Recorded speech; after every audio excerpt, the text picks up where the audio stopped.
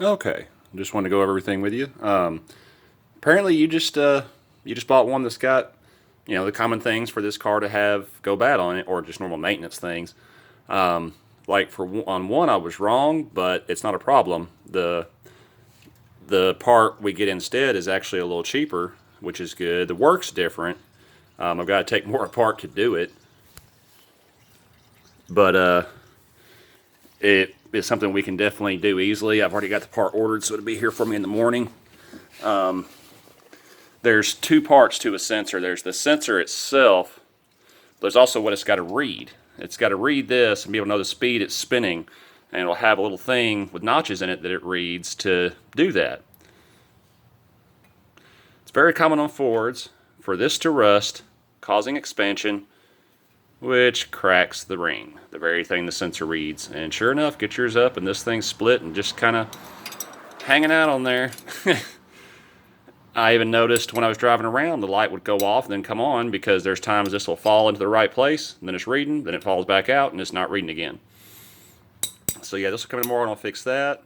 I thought I smelled burning oil when I was driving, and the oil pan thing, one of the things I have to do to get it off is take the exhaust down, because the exhaust wraps right around the oil pan.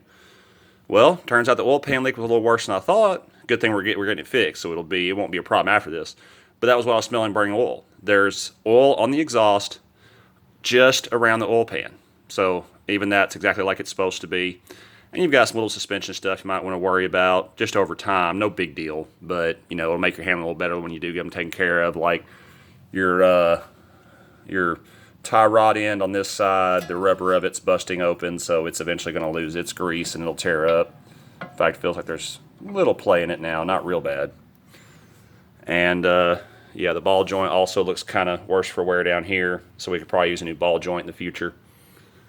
Let me see about the sway bar link.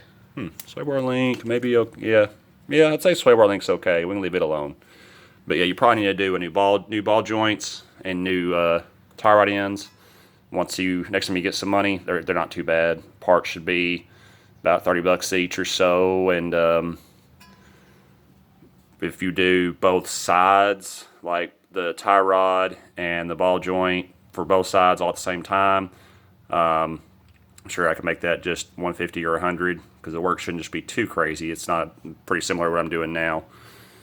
But yeah, everything so far is looking pretty good, and the battery did test bad, so you will want to get one of those once you get up on your money there too. It's not real bad. Like once I got it charged up, it starts the car by itself just fine, but the tester did show it was bad, so it's going to get worse as time wears on. So yeah, it's probably going to be your first concern after this. Go ahead and get that battery. Then you can start working on some suspension parts. And then outside of that, I've not really seen anything. I mean, it runs perfectly. There's no misfires, so it shouldn't need any spark plugs or ignition coils or any of that.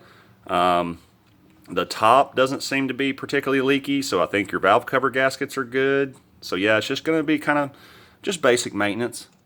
In fact, looking at, well, that ain't too bad. It's kind of thinking maybe you might need to think about new control arms, but they're not too bad. I've seen worse wear than that. Yeah, you can just do the ball joint and be cheaper. Now, if this was bad, you want to do you'll get the whole control arm and the ball joint will come with it, but that is more expensive, and this really doesn't look that worn. It's just a little bit of age cracks on it all. But yeah, just pretty standard stuff. Just what's known to wear on these Fords. Like for one, this thing isn't common for cars. It's not a normal maintenance item to go bad, but it is very common for these Fords to do this. They even had a recall on it at one point, apparently. So that's just a common thing for Ford. That oil pan leak is just a common thing. Once they get a little old, they use a rubber one that pushes in. It gets flattened over time. So yeah, this car was just due for some basic maintenance. That's really it. You should be in real good shape after this. Oh, one thing. Well, I'll ask you on the messages.